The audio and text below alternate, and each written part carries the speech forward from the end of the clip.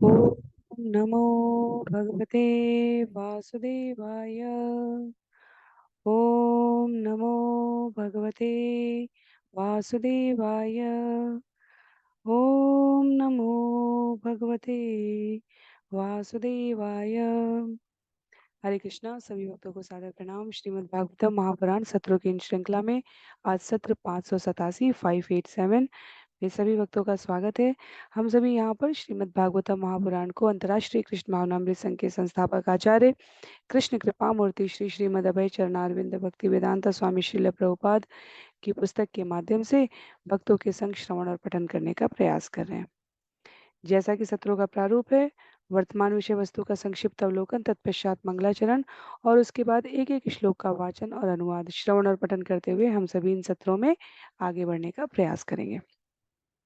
वर्तमान विषय वस्तु के संदर्भ में यदि संक्षिप्त पुनरावृत्ति देखी जाए तो हम सभी स्कंद 11 अध्याय 2 को श्रवण कर रहे हैं, जहां नव योगेंद्रों द्वारा महाराज निमि के संग वार्ता को संकलित किया गया है। सुखदेव गोस्वामी महाराज परीक्षित को वो सुना रहे हैं जो नारद मुनि वसुदेव को सुना रहे हैं, और नारद मुनि वसुदेव को वो सुना रहे हैं जो एक बार राजा निमि की सभा में नव योगेंद्र महाराज ऋषभ, जो भगवान श्री कृष्ण के अंशावतार हैं, उनके कवि सदृश सनत सनंदन सनातन सनत कुमार के संग समता की गई है। ब्रह्मा जी के पुत्रों के संग इन नव योगेंद्रों की समता की गई है। उनकी प्रस्तुति को उल्लेखित किया गया है। महाराज निमि के प्रश्न है कि भगवत प्राप्ति की क्या साधन है, क्या मार्ग है। ऐसे 9 प्रश्न किए हैं जिनके उत्तर देते हुए यहाँ इस वार्ता को हम सभी 55 श्लोकों में श्रवण कर रहे हैं। सरलतम शब्दों में आध्यात्म को, भक्ति योग को, भगवान को जीवन में व्यवहारिक रूप से क्यों, कैसे और किसके लिए धारण किया जाए, क्यों प्रसारण किया जाए, क्यों अपने जीवन में भगवत तत्व को प्रमुखता दी जाए, इसकी यहाँ पर चर्चा की गई है। आज के सत्र में मंगलाचरण के पश्चात हम सभी अध्याय 2 स्कंद 11 श्लोक संख्या 40 से इस विषय को आगे श्रवण करेंगे। आरंभ करते हैं मंगलाचरण से। नारायणं नमस्कृत्य नरं चैव नरोत्तमं देवीं सरस्वतीं व्यासं ततो जयमुदीरयेत्।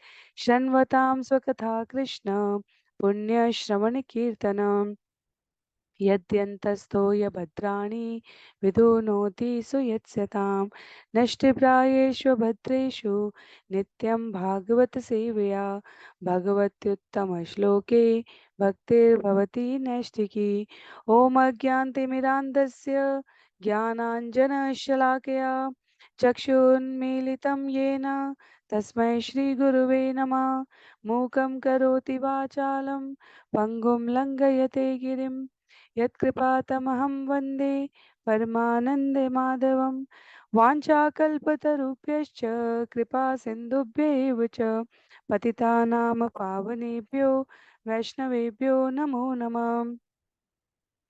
जय श्री कृष्ण चैतन्य प्रभो नित्यानंद श्री अद्वैत गदाधर श्रीवासादि गौर भक्तवृंद। हरे कृष्णा कृष्ण कृष्णा हरे हरे, हरे राम राम राम हरे हरे।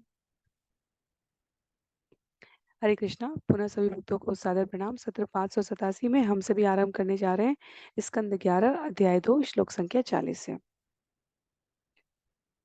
एवं व्रतस्व प्रियनाम कीर्त्या जातानुरागो धृतचेत उच्चै हसत्यतो रोदितिरोति गायत् उन्मादवत् भगवान के पवित्र नाम का कीर्तन करने से मनुष्य भगवत प्रेम की अवस्था को प्राप्त करता है। तब भक्त भगवान के नित्य दास रूपी व्रत में स्थिर हो जाता है और क्रमशः भगवान के किसी एक नाम तथा रूप के प्रति अत्यधिक अनुरक्त होता है। जब उसका हृदय भावमय प्रेम से द्रवित होता है तो वह जोर जोर से हंसता या रोता है अथवा चिल्लाता है। कभी कभी वह उन्मत्त की तरह गाता और नाचता है, क्योंकि वह जनमत के प्रति उदासीन रहता है।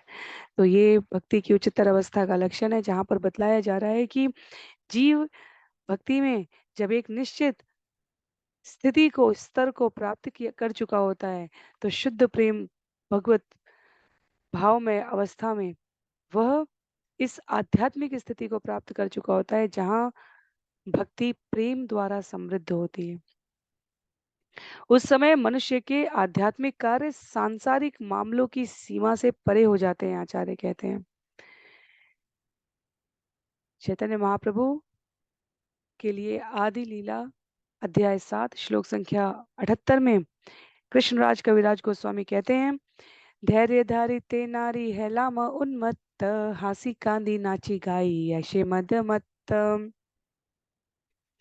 शुद्ध भाव में भगवान नाम का कीर्तन करते हुए जब चैतन्य महाप्रभु कहते हैं कि मैं अपने आप को खो देता हूँ और इस तरह मैं पागल की भांति हंसता चिल्लाता नाचता और गाता हूँ, तो चैतन्य महाप्रभु वास्तव में अपने गुरु के पास ये पूछने के लिए पहुंचते हैं कि वे कृष्ण के पवित्र नाम के कीर्तन को सुनकर या करते हुए ऐसे पागलों जैसी अवस्था में क्यों पहुंच जाते हैं। तब उनके गुरु उत्तर देते हैं, कहते हैं, कृष्ण नाम महामंत्रे रे तत्स्वभाव, यही जपे तार कृष्ण उपजेय भाव।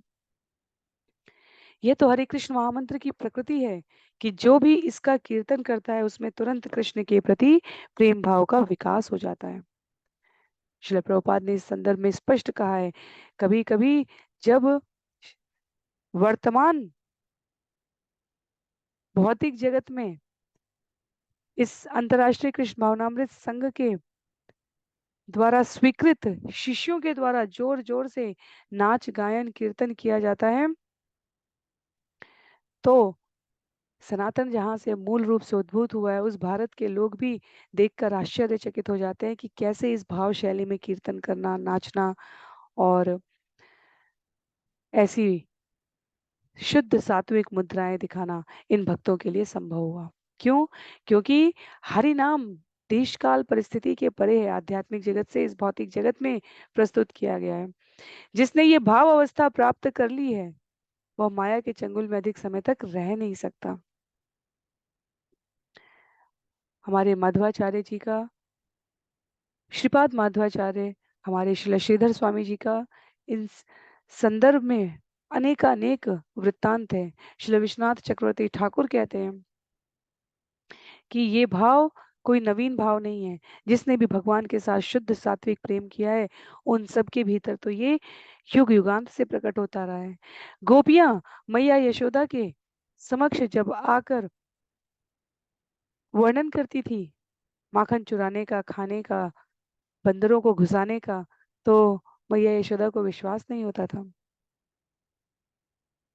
पर जब स्वयं मैया ने दामोदर लीला में कृष्ण को दूध पिलाते, माखन खाते, मटकी फोड़ते, बंदरों को आतिथ्य भाव प्रदान करते और स्वयं मैया यशोदा को अपने पीछे भागने के लिए विवश करते हुए अनुभव किया है, तो वो जो दिव्य लीला प्रत्यक्ष रूप से उपस्थित होती है, मैया उसमें भावमग्न हो जाती है, कहती है आज मेरा जीवन सफल हो गया। तो इस कलयुग के लिए हरे नाम हरे नाम हरे नामेव केवलम, कलौ नास्तेव नास्तेव नास्तेव गति अन्यथा, विशेष रूप से महत्व का हो जाता है हरि नाम। हरि नाम हर युग में है, पर हरि नाम की अवस्था की शुद्धता की प्राप्ति कलयुग में वो एकमात्र सहज सरल साधन है जिससे भगवान हमारे समक्ष हर क्षण में अनुभव गम्य हो जाते हैं।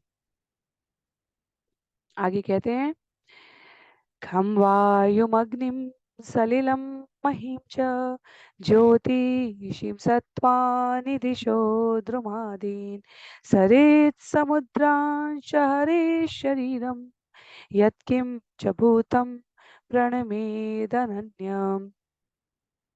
भक्त को चाहिए कि किसी भी वस्तु को भगवान कृष्ण से पृथक नहीं देखे।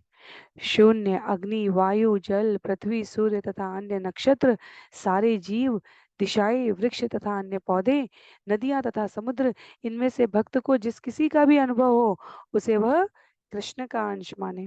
इस प्रकार सृष्टि के भीतर विद्यमान हर वस्तु को भगवान हरि के शरीर के रूप में देखते हुए भक्त को चाहिए कि भगवान के शरीर के संपूर्ण विस्तार के प्रति नमस्कार करें। तो यदि हम सभी को स्मरण हो तो कुछ प्रश्न किए हैं नव योगेंद्रों ने, तो 1 मिनट का समय लेकर हम लोग पुनः उन प्रश्नों पर जाते हैं। मैं अगले सत्र में प्रयास करूंगी कि उन प्रश्नों की संख्या, श्लोक संख्या और उत्तर कहाँ दिया है नव योगेंद्रों ने इस अध्याय में, उसको भी संकलित करके पीपीटी के माध्यम से आपके समक्ष प्रस्तुत करूं। पर 1 मिनट का समय लेते हैं कि ये नव योगेंद्र महाराज निमि के किन प्रश्नों का उत्तर दे रहे हैं। तो पुनः उस पर जाते हैं। हरे कृष्णा कृष्णा कृष्णा हरे हरे, हरे राम राम राम हरे हरे।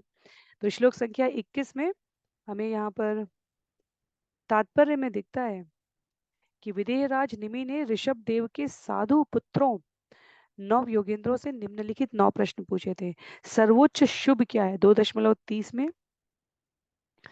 दूसरा प्रश्न था धर्म स्वभाव आचार वाक्य तथा भागवत के लक्षण क्या है 2.44 में।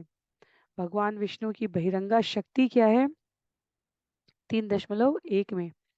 इस माया से कैसे विलग हुआ जा सकता है 3.17 में। ब्रह्म की असली पहचान क्या है 3.34 में।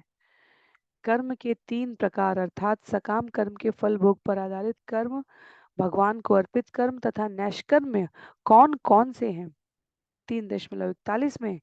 और ईश्वर के विभिन्न अवतारों की कौन कौन सी लीलाएं हैं 4.1 में। आगे बढ़ते हुए प्रश्न संख्या 8 और 9 भगवान के विरोधी तथा भक्ति से विहीन अर्थात दूसरे शब्दों में अभक्त का गंतव्य क्या है 5.1 में। तथा चारों युगावतारों के वर्ण रूप तथा नाम क्या हैं और उनके पूजन की विधि क्या है, ये 5.19 में पूछे हैं। तो हम सभी जो श्रवण कर रहे हैं अभी वो 2.44 की बात हो रही है। धर्म स्वभाव आचार वाक्य तथा भागवत के लक्षण क्या हैं। तो भागवत के लक्षण सर्वोच्च शुभ तो भक्ति परायण होना है, भगवान की भक्ति करना है। इस प्रश्न का उत्तर हम सभी ने पिछले सत्र में विस्तार पूर्वक श्रवण किया। अभी हम सभी महाराज निमि द्वारा पूछे गए दूसरे प्रश्न की चर्चा कर रहे हैं यहाँ पर 2.44 में। तो पुनः चलते हैं उस श्लोक संख्या पर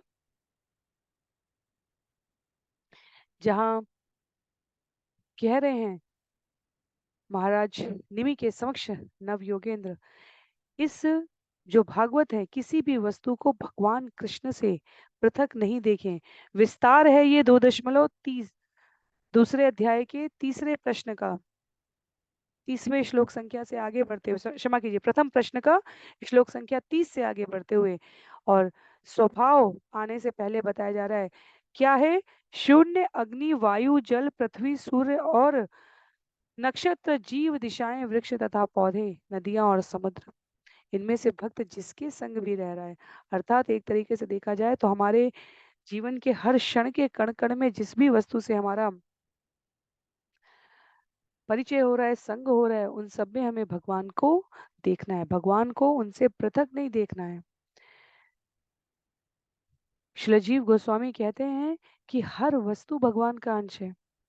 जैसे लोभी व्यक्ति को सर्वत्र धन दिखेगा, यदि वो जंगल में जाएगा तो उसे विचार आएगा कि जंगल की भूमि खरीदना, वृक्ष कारखानों वृक्षों से कागज कारखाने बनाकर बेचना लाभप्रद होगा या नहीं होगा। यदि कामी पुरुष जंगल में जाएगा तो वो देखेगा कि चारों ओर सुंदर स्त्री पर्यटकों के लिए हैं, उनका दर्शन करेगा। भक्त जंगल में जाएगा तो वो कृष्ण का दर्शन करेगा। ऊपर के आकाश से नीचे की धरती से चर और अचर वस्तु में परा और अपरा प्रकृति के दर्शन करने वाला भक्त स्वभाव, क्योंकि भगवान परम पवित्र है तो भगवान का भक्त सर्वत्र भगवान के इस परम पवित्र स्वरूप का दर्शन कर पाएगा। श्रील मध्वाचार्य ने हरिवंश पुराण से एक सुंदर श्लोक प्रस्तुत किया है जिसे यहाँ हमारे आचार्यों ने तात्पर्य में दिया। ये अध्याय वास्तव में स्कंद 10 अध्याय 87 के पश्चात महाराज निमि की नव योगेंद्रों से ये वार्ता जो इस अध्याय से आरंभ हुई है और अगले 2 अध्यायों में रहने वाली है विभिन्न अन्य कथानक के साथ, ये बहुत महत्व की है। क्या कहते हैं, सर्वं हरिर्वशत्वेन शरीरं तस्य भड्यते अनन्याधिपतित्वाच्च तद अनन्यमूर्धीयते न चाप्यभेदो जगतां विष्णो पुनर्नगुणस्य तु। चूंकि हर वस्तु न चाप्य भेदो जगताम विष्णु पूर्ण गुणस्य तु, हर वस्तु भगवान हरि के नियंत्रण में है, अतएव हर वस्तु को उनका शरीर माना जाता है। वे हर वस्तु के आदि स्रोत तथा स्वामी हैं, अतएव उनसे पृथक रूप में कुछ भी नहीं देखना चाहिए। इतने पर भी किसी को मूर्खता पूर्वक यह नहीं समझना बैठना चाहिए कि भौतिक ब्रह्मांड तथा भगवान विष्णु में, जो कि अपने अद्वितीय आध्यात्मिक गुणों से पूर्ण है, कोई भी अंतर नहीं है। हर वस्तु भगवान के नियंत्रण में है, भगवान किसी के नियंत्रण में नहीं है। भगवान केवल और केवल भक्तों के प्रेम के नियंत्रण में है, केवल उनके भाव में, उनके संपूर्ण समर्पण में अपने आप को नियंत्रित करते हैं। जब ब्रह्म संहिता में कहते हैं यस्य प्रभा प्रभवतो जगदंड कोटिम कोटिश्वशेष वसुधादि विभूति भिन्नम तद्ब्रह्म निष्कलमनन्तमशेष भूतां गोविंदमादिपुरुषं तमहं भजामि।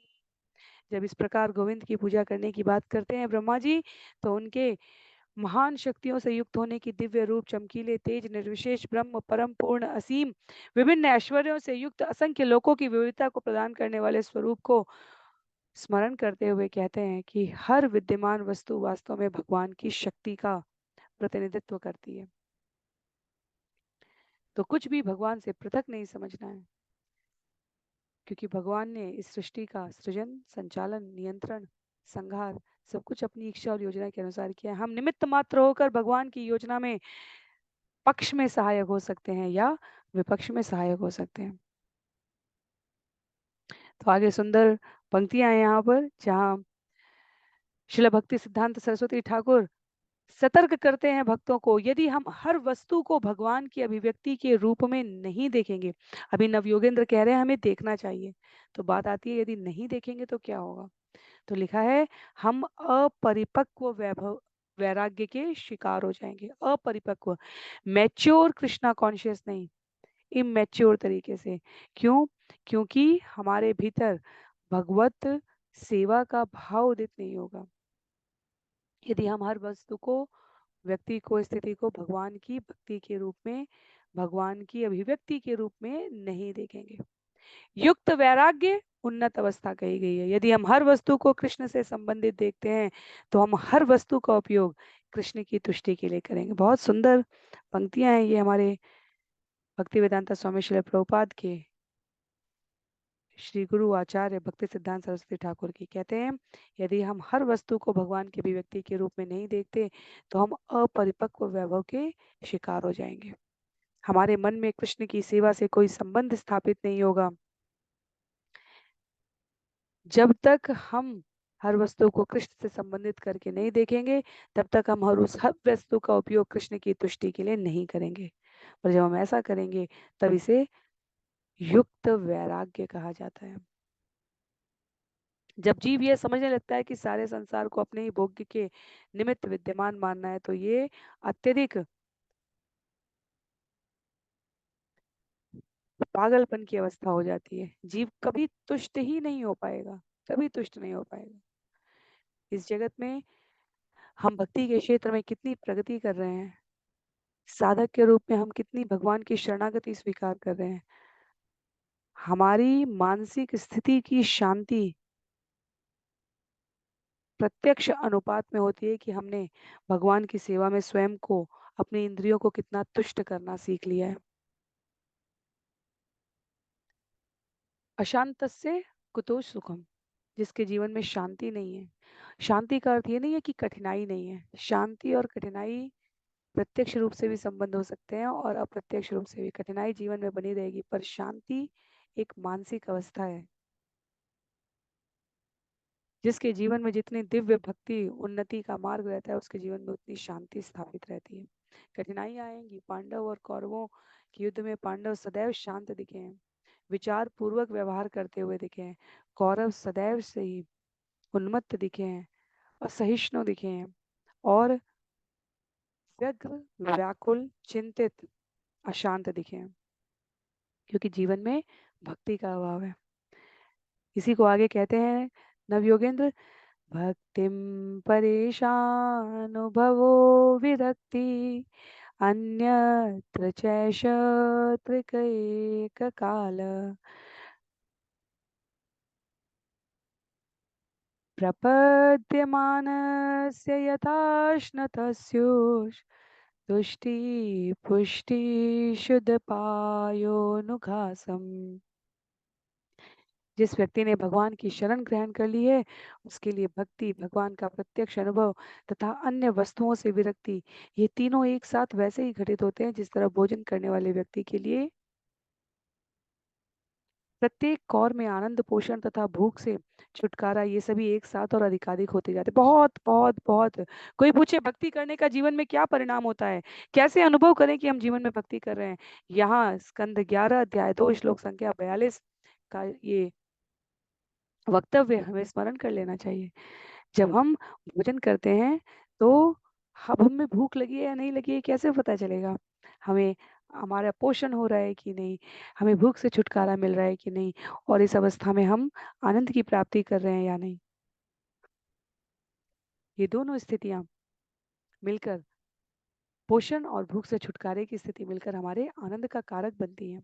वैसे ही जीवन में भक्ति है कि नहीं, भगवत सेवा हो रही है कि नहीं, तो उसके लिए अन्य वस्तुओं से विरक्ति होना, भगवान का प्रत्यक्ष अनुभव होना, और इन दोनों का साथ साथ क्या होगा, भगवान की भक्ति का वर्धन होना, ये एक साथ होने लगते हैं। एक भूखे व्यक्ति में और एक भूख से तृप्त व्यक्ति में अंतर कैसे पता चलेगा। जिसका पेट भर गया उसे आप 56 भोग भी देंगे तो वो भी एक बार को हिचकिचाएगा कि अब नहीं चाहिए, पेट भर गया है, आनंद अपनी तृप्त अवस्था के साथ प्राप्त हो चुका है, जीवन में भगवान की भक्ति आ गई है, तो अन्य वस्तुओं से स्वाभाविक विरक्ति हो जाएगी। जीव अपने आप को और अधिक और अधिक और अधिक भगवान के प्रत्यक्ष अनुभव में संलग्न करने लगता है।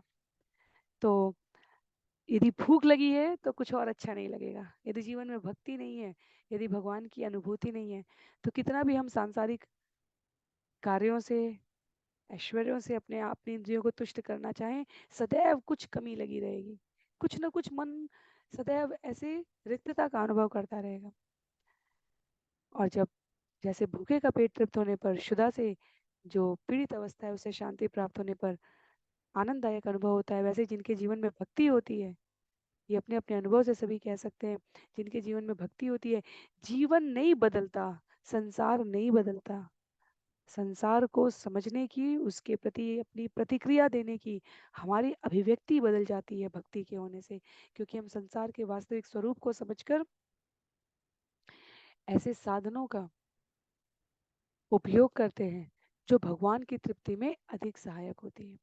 भगवद गीता अध्याय 18 श्लोक संख्या 66 में जो भगवान अर्जुन को उपसंहार के क्रम में बतलाते हैं, सर्वधर्मान परित्यज्य मामेकं शरणं व्रज अहम त्वाम सर्व पापेभ्यो मोक्षयिष्यामि मा शुचम्।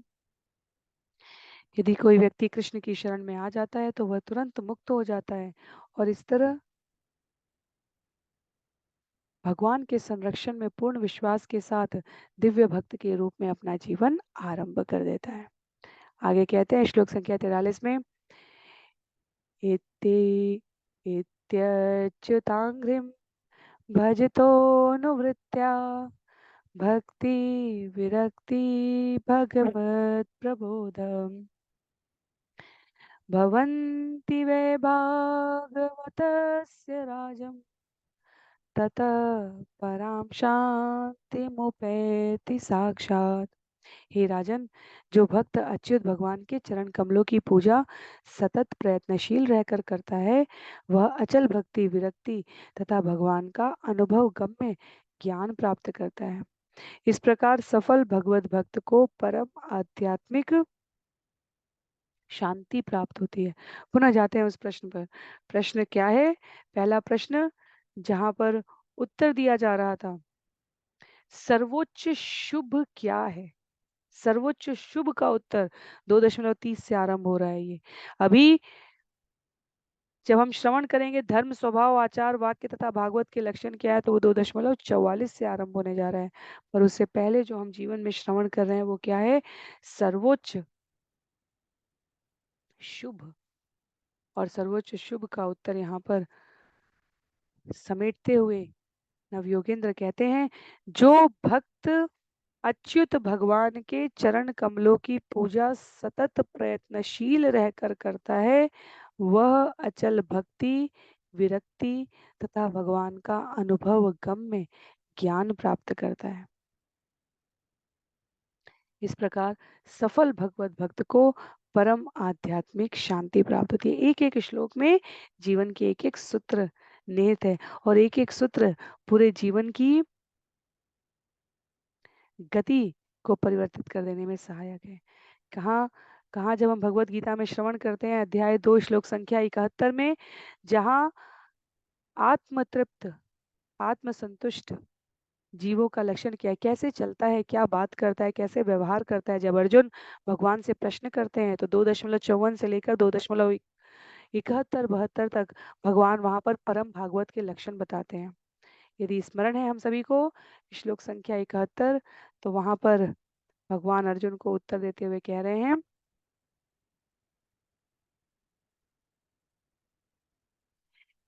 विहाय कामान् यः सर्वान् पुमांश्चरति निःस्पृहः निर्ममो निरहंकार स शांतिम् अधिगच्छति। विहाय कामान् यः सर्वान् पुमांश्चरति निष्पृहः निर्ममो निरहंकार स शांतिम् अधिगच्छति। जिस व्यक्ति ने इंद्रिय तृप्ति की समस्त इच्छाओं का परित्याग कर दिया है, जो इच्छाओं से रहित है और जिसने सारी ममता त्याग दी है तथा अहंकार से रहित है, वही वास्तविक शांति को प्राप्त कर सकता है। तो निष्प्रिय शब्द यहाँ पर सर्वान पुमान शरति निष्प्रिय, यहाँ पर निष्ठुर होने की बात नहीं की जा रही है। भक्त स्वभाव से दयालु होता है, करुणाशील होता है। पर फिर इसको कैसे समझे कि जिसने सारी ममता त्याग दी है या जो इच्छाओं से रहित हो गया है, जिसने इंद्रिय तृप्ति की समस्त इच्छाओं का परित्याग कर दिया है। आचार्य कहते हैं स्वयं की इंद्रिय तृप्ति के लिए कुछ भी इच्छा न करना। इस जगत में अधिकतम अशांति का कारण ये होता है कि हम अपने लिए या अपनों के लिए कुछ चाह रखते हैं और यह सोचकर कि हम स्थितियों को नियंत्रित कर सकते हैं, हम अपने जीवन में किंचित अहंकार से ग्रसित होते हैं। जिसके जीवन में शरणागति है भगवान के लिए, उसका विचार, उसका भाव, उसके कार्य स्पष्ट रहते हैं। मेरे साथ ऐसा कुछ हो नहीं सकता जो भगवान ने निर्धारित नहीं किया है, और मेरे साथ वालों के साथ ऐसा कुछ नहीं हो सकता जो भगवान ने उसके लिए सुनिश्चित नहीं किया है। तो ये जो अवस्था है ये निष्क्रिय होने की अवस्था नहीं है, ये निष्प्रह होने की अवस्था है। श्रील प्रभुपाद कहते हैं अपनी इंद्रिय तृप्ति के लिए कुछ ना करना। जब ममता त्याग देने और इच्छाओं से रहित होने की बात की जाती है तब जीव अहंकार रहित होता है। इसलिए यदि हम क्रम देखें भगवत गीता में, जो गीतोपनिषद है भगवान के द्वारा गाए गए गीत हैं, उसमें कहा गया है पहले अपनी इंद्रिय तृप्ति की समस्त इच्छाओं का परित्याग करें, इच्छाओं से रहित होकर ममता त्यागें, और ममता त्यागते ही, क्योंकि इस जगत के संबंध शरीर से जुड़े हैं, ये शरीर से, इन संबंधों में हम किसी के पिता हो सकते हैं, पुत्र हो सकते हैं, पति हो सकते हैं, माता हो सकते हैं, बहन हो सकते हैं, पत्नी हो सकते हैं, मित्र हो सकते हैं। तो इच्छाओं का त्याग जब यहाँ पर कहा गया है तब ये अपेक्षा और उपेक्षा के परे जाने की बात है। स्वाभाविक रूप से, व्यवहारिक रूप से मुश्किल कार्य लगता है, पर जब भगवत भक्ति जीवन के केंद्र में आ जाती है तो ये इतना भी कठिन कार्य नहीं है। आचार्य कहते हैं निरंतरता के साथ मध्य लीला, बहुत बहुत बहुत उदाहरण दिए जा सकते हैं यहाँ पर आचार्यों ने संकलित करते हुए मध्य लीला अध्याय 19 श्लोक संख्या 149 में कहा है, कृष्ण भक्त निश्चय काम अत एव शांत भुक्ति मुक्ति सिद्धि कामी सकली अशांत। चूंकि कृष्ण भक्त इच्छा रहित होता है अतएव वह शांत होता है। सकाम कर्मी भौतिक भोग चाहते हैं, ज्ञानी मुक्ति चाहते हैं, योगी भौतिक ऐश्वर्य चाहते हैं, अतएव ये सभी वासना प्रिय हैं और शांत नहीं हो सकते। बहुत महत्व की बात है हमारे लिए समझने के लिए कि यहाँ पर जो लक्षण, जो चिन्ह, जो संकेत बताए जा रहे हैं, वो शांत और अशांत के अंतर को स्पष्ट करने के लिए। यदि किसी की निजी इच्छा हो, चाहे भौतिक हो, चाहे दार्शनिक हो, चाहे योगिक हो, तो वो अशांत होगा। अपने को तुष्टि करना उसके जीवन के प्रमुख लक्ष्य के रूप में वो निर्धारित करेगा, क्योंकि वो अहंकारवादी धारणा स्वयं में मोहमय है, अतएव अंततः अशांत करेगी। पर जो कृष्ण भक्त है वो शांत रहेगा, उसकी कोई निजी इच्छा नहीं है, एकमात्र इच्छा भगवान की प्रसन्नता है। नारद जी वसुदेव को ये बतला रहे हैं, नव योगेंद्र महाराज निमि को बतला रहे हैं, और हमारे आचार्य स्वयं परम वैष्णव भगवान शिव जी के दृष्टांत को उल्लिखित करते हुए कहते हैं कि भगवत भक्तों के इस अद्वितीय गुण की प्रशंसा स्वयं शिव जी करते हैं। नारायण परा सर्वे न कुतश्चन विद्यति स्वर्गापवर्ग नरकेष्वपि तुल्यार्थ दर्शिनम। जो व्यक्ति भगवान नारायण का भक्त होता है वो किसी से नहीं डरता। स्वर्ग, नरक, भव बंधन से मोक्ष, ये सब उसको एक जैसे लगते हैं, क्योंकि भगवत भक्त के लिए जहाँ भगवान का नाम है उसके जीवा पर, और उसके जीवन में भगवान के लिए किया जाने वाला काम है, वो स्थिति और परिस्थिति अपने आप में संपूर्ण है उसके लिए। अंत में लिखते हैं आचार्य कि सर्वोत्तम शुभ क्या है। श्रीला भक्ति सिद्धांत सरस्वती ठाकुर के अनुसार यह श्लोक नव योगेंद्रों में से प्रथम योगेंद्र कवि द्वारा महाराज निमि के प्रथम प्रश्न सर्वोच्च शुभ क्या है कि उत्तर से समाप्त होता है। अद्भुत है वास्तव में। श्लोक संख्या 30 से लेकर 43 तक 14 श्लोकों में हमने ये जो श्रवण किया है, ये अद्भुत है।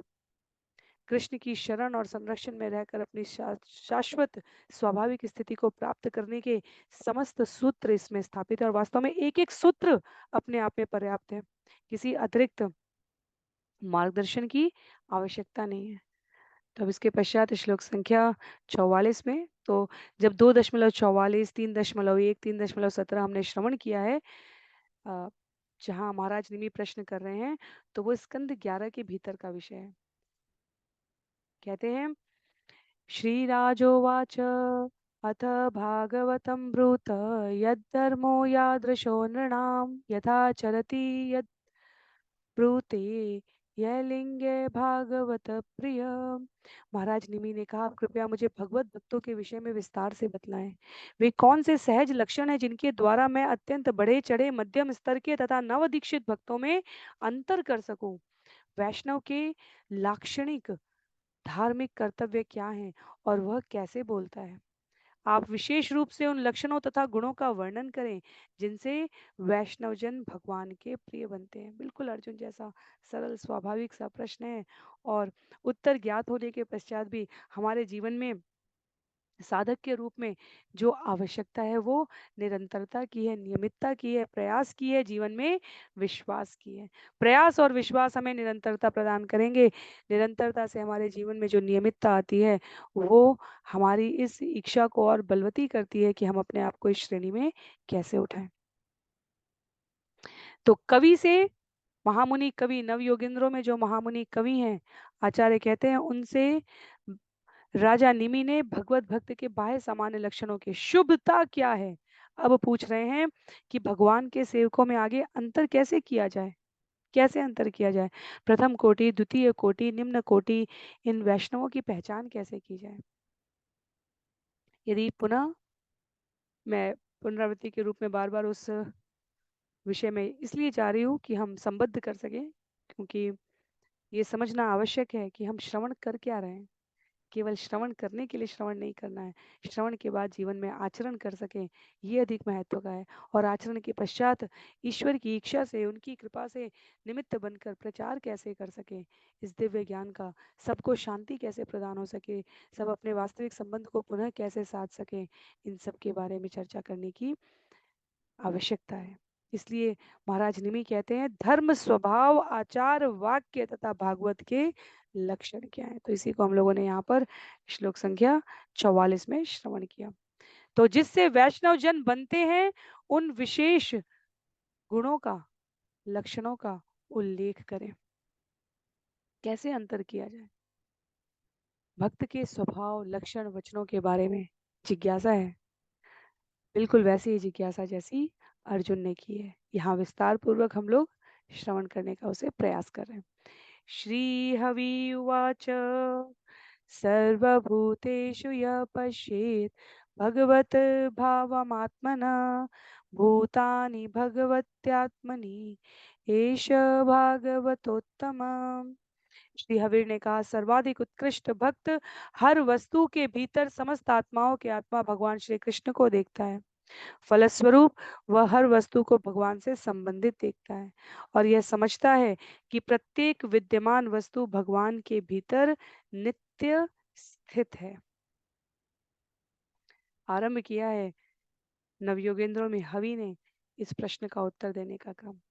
जब भगवान भगवत गीता अध्याय 6 श्लोक संख्या 30 में कह रहे होते हैं यो माम पश्यति सर्वत्र सर्वं च मयि पश्यति तस्याहं न प्रणश्यामि स च मे न प्रणश्यति। सुंदर श्लोक है, बहुत सुंदर श्लोक है। एक एक सूत्र भगवत गीता के जितनी बार हम भागवतम श्रवण करते हैं और भगवत गीता के श्लोक आते हैं हमें स्मरण हो आता है भगवान ने भगवत गीता के रूप में, श्रील प्रभुपाद ने भगवत गीता यथारूप के रूप में हमें कौन सी अमूल्य निधि प्रदान की है। आश्वासन है भगवान का। यहाँ पर कहते हैं जो मुझे सर्वत्र देखता है और सब कुछ मुझ में देखता है उसके लिए न तो मैं कभी अदृश्य होता हूँ और न वह मेरे लिए कभी अदृश्य होता है। तो कृष्ण चेतनामय व्यक्ति श्रील प्रभुपाद कहते हैं भगवान कृष्ण को सर्वत्र देखता है, सारी वस्तुओं को कृष्ण में देखता है। सब में कृष्ण को देखना और सब में कृष्ण और कृष्ण में सब कुछ देखना। भगवान कहते हैं उनके लिए मैं कभी अदृश्य ही नहीं होता। प्रहलाद महाराज के लिए भगवान कभी अदृश्य ही नहीं थे। अदृश्य तो वो हिरण्यकशिपु के लिए थे, नास्तिकों के लिए थे, अभक्तों के लिए थे और इसलिए वो खंबे में से प्रकट हुए। हिरण्यकशिपु को कहीं और नहीं दिख रहा था भगवान का स्वरूप। प्रहलाद महाराज को तो हिरण्यकशिपु के उत्पीड़न में भी भगवत स्वरूप का दर्शन हो रहा था। तभी तो कभी जंगल में, कभी पहाड़ की चोटी पर, कभी समुद्र की गहराई में, कभी अग्नि में, कभी भरी राजसभा में, कभी विष के प्याले में प्रहलाद महाराज ने भगवान के दर्शन किए हैं। क्योंकि भगवान कहते हैं यो माम पश्यति सर्वत्र सर्वं च मयि पश्यति तस्याहं न प्रणश्यामि स च मे न प्रणश्यति। जो मुझे सर्वत्र देखता है और सब कुछ मुझ में देखता है उसके लिए न तो मैं कभी अदृश्य होता हूँ और न वह मेरे लिए अदृश्य होते। कितनी सुंदर प्रस्तुति है। एक श्लोक पर्याप्त है उन सभी को भगवत स्मृति कराने के लिए जिनके जीवन में किंचित संशय आ गया हो। इसलिए शुद्ध भक्त बनने के इस क्रम में साधक कोई भी विलग वस्तु जो भगवान को सर्व और अर्पित करने की अवस्था और व्यवस्था में उपलब्ध नहीं है उससे अपने आप को विरत रखता है। किसी भी स्तर पे वो अपने आप को ऐसे कार्यों में, विचारों में, संग में संलग्न नहीं करता जो भगवान की भक्ति से इतर कुछ भी और कहने, सुनने या करने के लिए प्रेरित करती है। आगे उल्लेख है बहुत सुंदर, बहुत ही विस्तार पूर्वक श्रील प्रभुपाद ने इस श्लोक के उत्तर को प्रस्तुत किया है। तो प्रथम श्रेणी का वैष्णव वो है जो सर्वत्र भगवान को देखता है, जिसके लिए संसार की प्रत्येक वस्तु के भीतर भगवान है और भगवान के भीतर प्रत्येक वस्तु विद्यमान है। श्लोक संख्या 46 में आगे कहते हैं ईश्वरे तत् अधीनेषु बालिशेषु द्विषत्सु च प्रेम मैत्री कृपा उपेक्षा यह करोति स मध्यमा। द्वितीय कोटि का भक्त जो मध्यम अधिकारी कहलाता है, भगवान को अपना प्रेम अर्पित करता है, वह भगवान के समस्त भक्तों का निष्ठावान मित्र होता है। वह अज्ञानी व्यक्तियों पर दया करता है। जो अबोध है और उनकी उपेक्षा करता है जो भगवान से द्वेष रखते हैं। तो प्रथम श्रेणी के भक्त के लिए भगवान के अतिरिक्त और कुछ कहीं भी उपस्थित ही नहीं है। द्वितीय कोटि के भक्त को, जिसे मध्यम अधिकारी कहा जा रहा है, वो भगवान को अपना प्रेम अर्पित करता है, समस्त निष्ठावान भक्तों का मित्र होता है, जो भगवान के प्रति अपने आप को समर्पित करते हैं। अज्ञानी व्यक्तियों पर दया करते हुए उनके प्रति अबोध स्मृतियों को समझते हुए उनसे अपने आप को अलग रखता है, जो भगवान से द्वेष करते हैं। तो जब ममे वांशे जीवलोके जीवभूत सनातन, जब भगवत गीता अध्याय 15 श्लोक संख्या 7 में भगवान ने कहा है कि माया के वशीभूत होकर गर्वित जीव भगवान की सेवा से, भगवान के भक्तों से अपनी शत्रुता रखते हैं। वास्तव में देखा जाए तो भौतिक जगत का प्रत्येक जीव भगवान का सूक्ष्म अंश है। इसलिए जो उत्तम कोटि के सर्वत्र भगवान का दर्शन करने वाले हैं, वो अपेक्षा और उपेक्षा भी नहीं कर पाते, करते ही नहीं। उनके भीतर कोई भेद बुद्धि नहीं, उनके जीवन में भगवत भक्ति की ऐसी सरिता प्रवाहित होती है कि उसके प्रभाव से बड़ा अभक्त भगवान के श्री चरणों में अपने आप को समर्पित कर देता है। नित्यानंद प्रभु हरिदास ठाकुर वो उत्कृष्टतम उदाहरण हैं, जिन्होंने जगाई मधाई जैसे पापियों को भी केवल अपने संग के प्रभाव से, वो दूषित थे समाज में, उन्हें भगवान के श्री चरणों में लाकर इस जगत में भूषित कर दिया। उत्तम कोटि भगवान की चैतन्य चरितामृत की लीला में सभी पार्षद भक्तों का, साधकों का गुण प्रदर्शित कर रहे हैं, स्वयं भगवान भी। तो नित्यानंद प्रभु जो स्वयं बलराम है, हरिदास ठाकुर जो वास्तव में नाम को जीवन में साधने की प्रतिमूर्ति हैं, वो उत्तम कोटि के भक्तों की श्रेणी का चित्रण प्रस्तुत करते हैं। मध्यम कोटि के वे हैं जो अपने आप को अबोधबद्ध जीवों को उपदेश देने के लिए उत्सुक हैं, पर आचार्यों का स्पष्ट निर्देश है कि नास्तिक व्यक्तियों से उन्हें बचने की आवश्यकता होती है।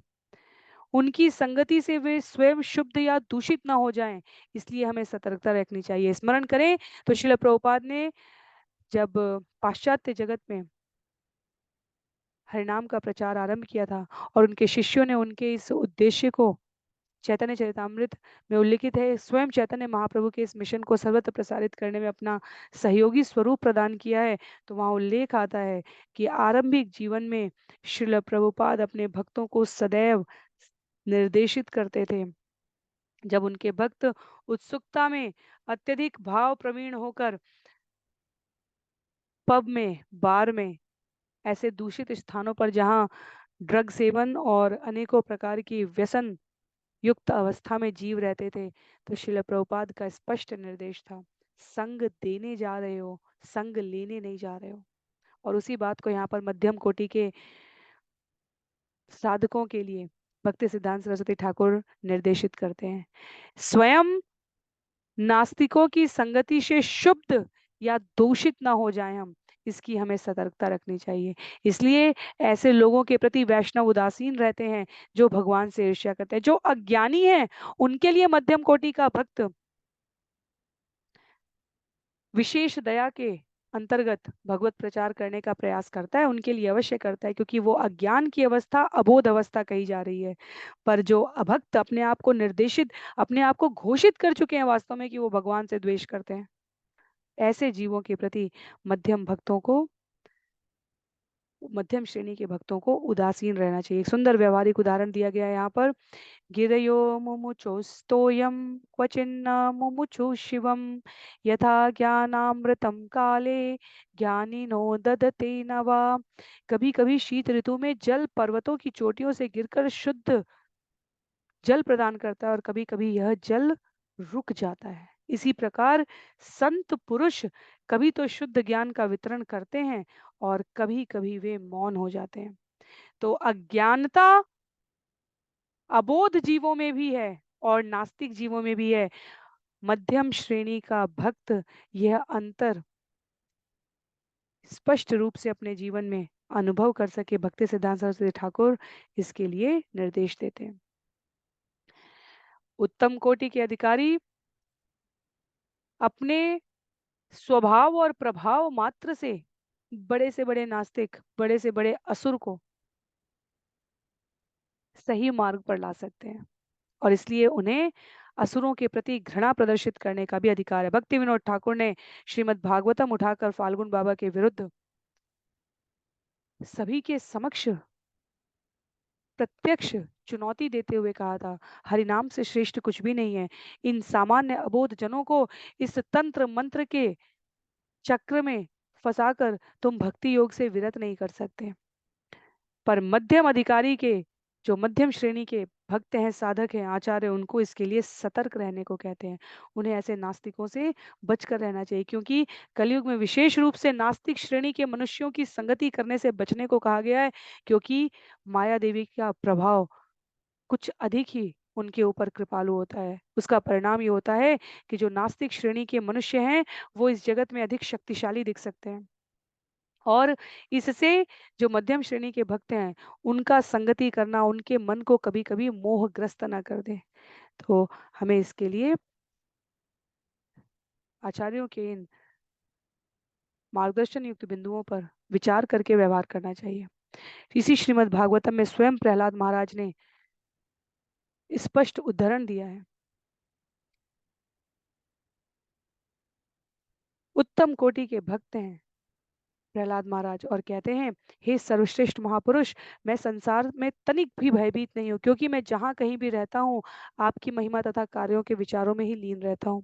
मेरी चिंता तो केवल उन मूर्खों तथा धूर्तों के लिए है जो भौतिक सुख के लिए और अपने परिवारों, समाजों तथा देशों का पालन करने के लिए विस्तृत योजनाएं बनाते हैं। तो पुनः हमें समझना है इस विषय को कि यहाँ पर निष्प्रिय होने और नास्तिक होने के अंतर को बताया गया, जो हमने कुछ श्लोक पहले श्रवण किया था। परिवार, समाज, उत्तरदायित्वों के प्रति उदासीन रहना और इसमें अपने आप को अत्यधिक असहिष्णुता के साथ संलग्न करना, ये दो अलग अलग विषय हैं। हमें सावधानी पूर्वक इनका अंतर श्रवण करते हुए अपने मस्तिष्क में, अपने चिंतन में स्पष्ट रखना चाहिए। जब भगवान अभक्तों की श्रेणी बताते हैं भगवत गीता में, तब वो मध्यम श्रेणी के भक्तों के मार्गदर्शन के लिए। शिलजीव गोस्वामी, भक्ति सिद्धांत सरस्वती ठाकुर इन बिंदुओं पर अनेक अन्य स्थानों पर भी अपने उद्धरण को प्रस्तुत करते हैं।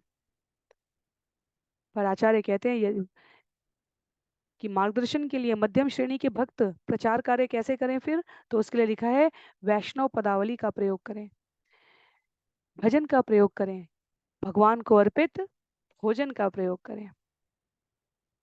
जो उत्तम श्रेणी के हैं वो अपने स्वभाव और प्रभाव से अभक्तों का मार्गदर्शन कर देंगे। जो मध्यम श्रेणी के भक्त हैं उन्हें भजन और भोजन का प्रयोग करना चाहिए, ताकि साधन भक्ति के पद को प्राप्त करने की इस अवस्था में ये जीव जो अभी अभक्त की तरह व्यवहार कर रहे हैं, अपने जीवन के मूल सिद्धांतों को, इंद्रिय तृप्ति की विरक्ति को अनुभूत करने के क्रम में आगे बढ़ सके। श्लोक संख्या 47 में कहते हैं आगे, अर्चायामेव हरये पूजां य श्रद्धये हते न तद्भक्तेषु चान्येषु स भक्त प्राकृत स्मृत। जो भक्त मंदिर में अर्चा विग्रह की श्रद्धा पूर्वक पूजा में लगा रहता है, किंतु अन्य भक्तों के प्रति या सामान्य जनता के प्रति उचित रीति का आचरण नहीं करता, वह प्राकृत भक्त अर्थात भौतिकतावादी भक्त कहलाता है और निम्नतम पद पर स्थित माना जा सकता है। तो जब हरिनाम चिंतामणि में भी जब हम लोग उत्तम वैष्णव, मध्यम वैष्णव और कनिष्ठ वैष्णव का, उत्तम अधिकारी, मध्यम अधिकारी और कनिष्ठ अधिकारी का श्रवण करते हैं, तब हमें ये स्पष्ट हो जाता है कि किसका स्तर क्या है। जो केवल अर्चा विग्रह में भगवान को देखता है वो कनिष्ठ भक्त है। जो अर्चा विग्रह में देखता है और अच्छे प्रवृत्ति साधु संग में अपने आप को संलग्न रखता है और अभक्तों के प्रति उदासीन रहता है, वो मध्यम श्रेणी का भक्त है। और जो सर्वत्र समदर्शी होकर अपने आप को भगवान की सेवा में इतना प्रवृत्त कर चुका है कि उसके स्वभाव के प्रभाव से अन्य प्रेरित हो जाएं, वो उत्तम श्रेणी का अधिकारी है, वो उत्तम भक्त है। तो कनिष्ठ के लिए यहाँ पर कहा गया है कि जो अर्चा विग्रह में भगवान को देखे पर मनुष्यों के साथ अपने व्यवहार में वो ऊंच नीच, भेद प्रवृत्ति के साथ व्यवहार कर रहा है, वो अभी कनिष्ठ श्रेणी का है। वो भौतिकतावादी भक्त कहलाता है, क्योंकि वो अभी प्राकृत भक्त है। अभी सामान्य जनता के प्रति वो किसका संग करना है और किसका संग नहीं करना है, इसका अंतर नहीं कर पाता। मध्यम श्रेणी का भक्त ये अंतर कर ले जाता है। मध्यम श्रेणी के भक्त को पता है कि हमें किसका संग करना है और किसका नहीं करना है। और उत्तम श्रेणी का भक्त वास्तव में नारद मुनि की तरह, प्रहलाद महाराज की तरह, हमारे महाजनों की तरह, भगवान शिव की तरह, भीष्म पितामह की तरह, ब्रह्मा जी की तरह, अपने स्वभाव के प्रभाव से वो किसी को भी भक्ति की ओर प्रेरित करने में सक्षम होते हैं। तो उत्तम श्रेणी का भक्त किसी भी वस्तु को भगवान से पृथक नहीं देखता। मध्यम श्रेणी का भक्त भगवान को सभी कारणों के कारण के रूप में मानता है, इसलिए अज्ञानियों पर दयालु होता है, नास्तिकों से दूर रहता है। ऐसा भक्त अन्य भक्तों का सच्चा मित्र होता है। पर जो कनिष्ठ भक्त है, वो अभी अपने आप को, जो भौतिकतावादी पुरुष हैं, उनकी भौतिक योग्यताओं पर मुक्त रखता है, देहात्म बुद्धि से युक्त तो होता है, और अर्चा विग्रह में तो भगवान को देखता है, पर आसपास की स्थितियों और परिस्थितियों से बहुत अधिक प्रभावी हो जाता है। वो बहुत अधिक प्रभावित होकर वो अपने आप को विचारों की उद्विग्नता में ऊपर नीचे इस जगत में तैरता हुआ अनुभव करता है। कभी बहुत अशांत दिखेगा, कभी बहुत शांत दिखेगा। इसलिए जो आज का विषय आरंभ हुआ है, वो शांत और अशांत के अंतर से आरंभ होता है। महाराज निमि, परीक्षित महाराज और स्वयं वसुदेव, ये तीन जो श्रोता हैं, अपने क्रमिक वक्ताओं के मुख से इस विषय को अत्यंत तत्परता से श्रवण कर रहे हैं। तो करीब कुछ और श्लोक बाकी हैं इस अध्याय के, हम लोग श्रवण करते हुए आगे बढ़ेंगे। ये दूसरा प्रश्न जो किया है महाराज निमि ने, ध्यान आचरण स्वभाव कैसे पहचाने कि कोई भक्त है, उसके बारे में उत्तर देते हुए नव योगेंद्रों में से दूसरे हवि, जो राजा ऋषभ की संतान है, वो उत्तर दे रहे हैं। आगे प्रश्न संख्या 48 में, गृहीत्वापीन्द्रिय अर्थान्यो न द्वेष्टि न हिष्यति विष्णु मायामिदं पश्यन् स वै भागवतोत्तम। इंद्रिय विषयों में लगे रहकर भी जो इस संपूर्ण जगत को भगवान विष्णु की शक्ति के रूप में देखता है, वह न तो विकर्षित होता है, न हर्षित होता है। वह निसंदेह भक्तों में सबसे महान होता है। इस जगत में जब श्रील प्रभुपाद भक्तों के साथ, शिष्यों के साथ महासागर के किनारे भ्रमण कर रहे हैं, तो विशाल सागर की इस अभिव्यक्ति को देखकर साथ वाले शिष्य कहते हैं, ये कितना आश्चर्यजनक है ना श्रील प्रभुपाद। और श्रील प्रभुपाद उसी गंभीर चिंतन के साथ विचरण करते हुए किंचित स्मित हास्य के साथ कहते हैं, जरा ये विचार करके देखो कि भगवान की संपूर्ण सृष्टि में ये विशाल जलाशय एक बिंदु के समान है। और तब भक्त अपने अनुभव में लिखते हैं कि कैसे श्रील प्रभुपाद केवल अपने शब्दों में, वचनों में नहीं, अपने भावों में, विचारों में और कार्यों में भगवान की असीम शक्ति का, उनके अस्तित्व का अनुभव करते हैं। और इस जगत का बड़े से बड़ा ऐश्वर्य कितना शुद्र है। तो हमें न अपने आप को, यहाँ महाराज निमि को उत्तर देते हुए नव योगेंद्र की पंक्ति है, न तो विकर्षित होना है, न हर्षित होना है, सम बुद्धि के साथ जीवन में व्यवहार करने का प्रयास करना है। उत्तम अधिकारी का पद इतना पूज्य है कि ये जो 8 श्लोक अब हम सभी श्रवण कर रहे हैं इस अध्याय में, क्योंकि श्लोक संख्या 44 से इस अध्याय के इस ध्यान स्वभाव आचरण भागवत के लक्षण का महाराज निमि द्वारा पूछे जाने पर हवि उत्तर दे रहे हैं। तो जब तक कोई भगवत भक्त के चरण कमलों के संपर्क में नहीं आएगा, भौतिक मोह से छूटने का मार्ग समझ पाना कठिन है। तो उत्तम अधिकारी हम सभी को अपने जीवन में चाहिए। किसी न किसी ने हमारे लिए कभी ना कभी निस्वार्थ रूप से प्रार्थना की है, इसलिए हम सभी भगवान के इन वचनों को, भगवान के प्रति निवेदित इन वचनों को सुनने के लिए आकर्षित हो रहे हैं। उसी प्रकार अपने इस मार्ग पर प्रवृत्त रहते हुए हम अन्यों के लिए शुभेच्छा कर सके, अन्यों को इस मार्ग में प्रवृत्त कर सके, ऐसी निष्ठा, ऐसी दृढ़ता, ऐसी प्रतिबद्धता हम अपने जीवन में ले आए। इसके लिए हमारा स्वयं का प्रयास, निरंतरता बनी रहनी चाहिए। तो श्रील श्रीधर स्वामी, श्रील जीव गोस्वामी, भक्तों के ऊपर उन्होंने अनेकानेक उद्धरण दिए हैं और उनको संकलित करते हुए आचार्य यहाँ पर कहते हैं कि भगवान के शुद्ध भक्त के साथ संगति प्राप्त करना बहुत महत्व का है। भगवान के संबंध में कही गई पुस्तकें वो शुद्ध संगति हैं। उन पुस्तकों में वर्णित ज्ञान को अपने आचरण में व्यक्त करने वाले मनुष्यों की संगति प्राप्त करके अपने जीवन में, व्यवहार में, आचरण में हम उसे धारण कर सकें, ऐसी हमारी प्रार्थना होनी चाहिए। सुंदर श्लोक है आगे उल्लेख करते हुए श्रील जीव गोस्वामी कहते हैं भगवान का शुद्ध भक्त इस जगत में कार्य करना नहीं बंद कर देता। इसीलिए निष्प्रह और निष्क्रिय का अंतर समझना है। निष्क्रिय का अर्थ होता है वह अपनी इंद्रियों के द्वारा किए गए प्रत्येक कार्य को इंद्रियों के स्वामी ऋषिकेश की सेवा में लगा देता है। भगवत गीता में ऋषिकेश शब्द प्रयोग हुआ है। जिसकी इंद्रियां उसके वश में है उसे गोस्वामी कहा गया है। जो इंद्रियों के वश में है उसे गोदास कहा गया है। और जो समस्त इंद्रियों का परम अधिष्ठाता स्वामी है उसे ऋषिकेश कहा गया है। तो श्रील रूप गोस्वामी, श्रील जीव गोस्वामी, ये सभी आचार्य कहते हैं जो किसी कार्य को करना बंद कर दे कि ये हमारी आध्यात्मिक प्रगति में सहायक नहीं है, वह वास्तव में विचार पूर्वक अपने आप को निवृत्त कर रहा है। उसका वैराग्य अधूरा वैराग्य है। इसलिए अध्याय 5 में कहा गया है निष्काम कर्म योग।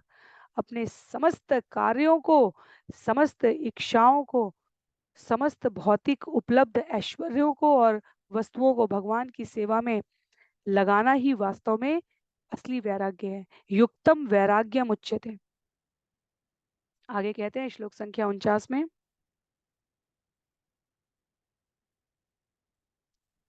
देहेन्द्रिय प्राण मनोधियाम्नो जन्माप्ययक्षुद्भयतर्षकृक्षे संसार धर्मे अविमूयमान स्मृत्या हरे भागवत प्रधान।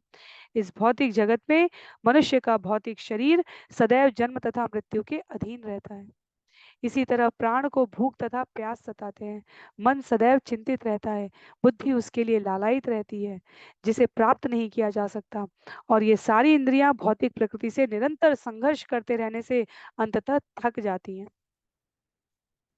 जो व्यक्ति भौतिक जगत के अपरिहार्य दुखों से मोहग्रस्त नहीं होता और भगवान के चरण कमलों के स्मरण मात्र से उन सब से अलग रहता है उसे ही भागवत प्रधान अर्थात भगवान का अग्रणी भक्त कहा जाता है।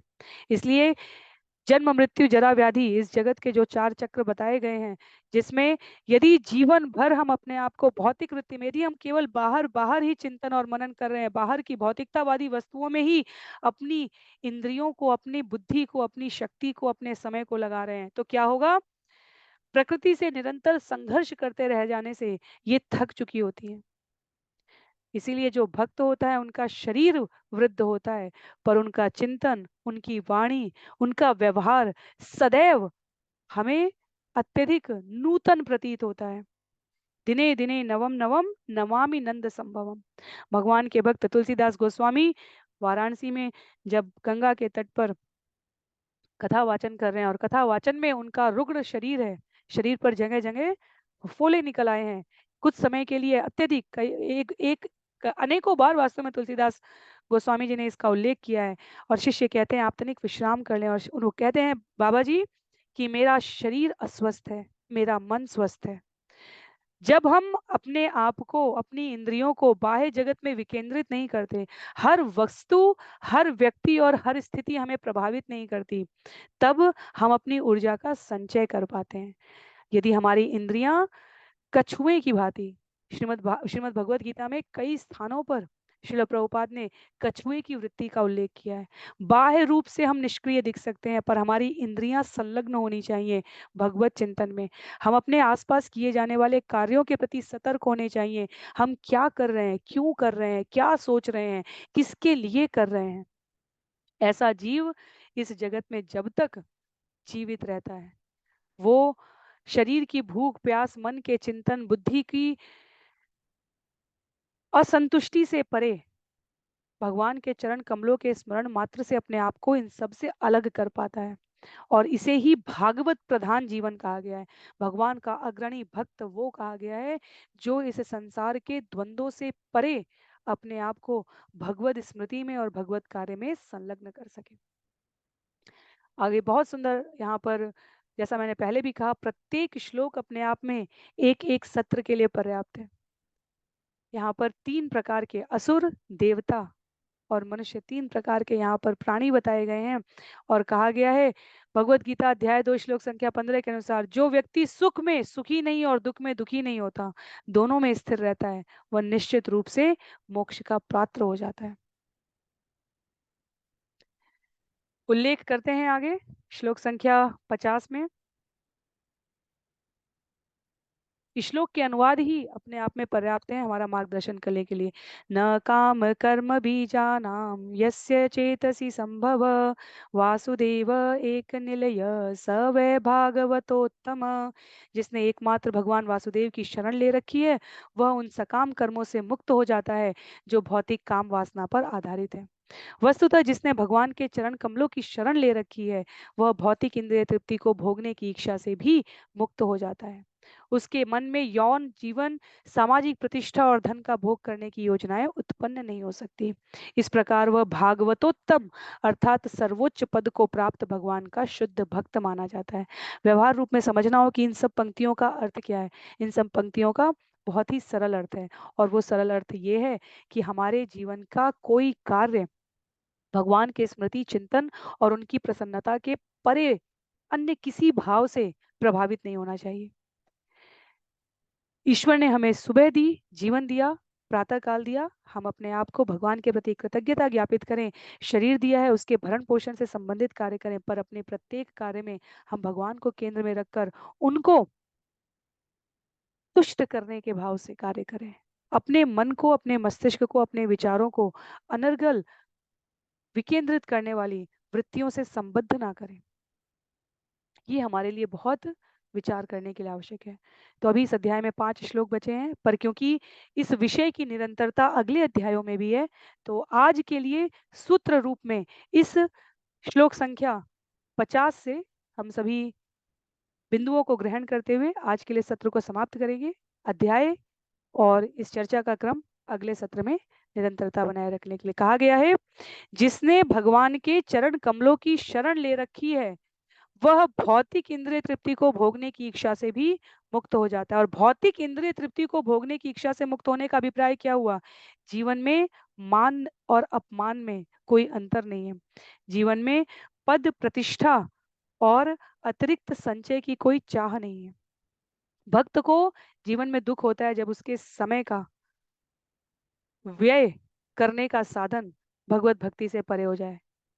भक्त अपने समय को अत्यधिक सतर्कता के साथ व्यय करना चाहता है। भक्त की एक ही चिंता होती है। भक्त के जीवन में वैसे तो सदैव चिंतन होता है, पर भक्त की चिंता केवल एक ही होती है, उसका समय भगवत कार्यों से, भगवत स्मृति से, भगवत भक्तों के संग से परे न व्यतीत हो।